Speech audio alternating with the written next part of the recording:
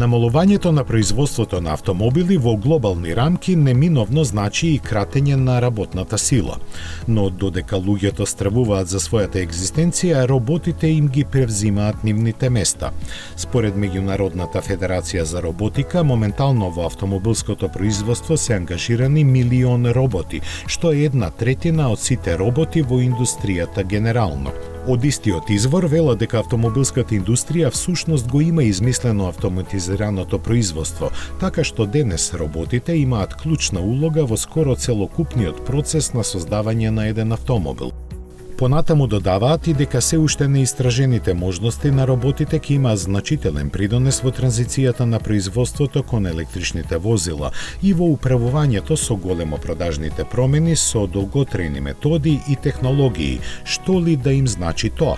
Во нивниот извештај уште се споменува дека лидер во роботизацијата е Јужна Кореја, каде на секои 10.000 вработени се инсталирани скоро 2.900 роботи.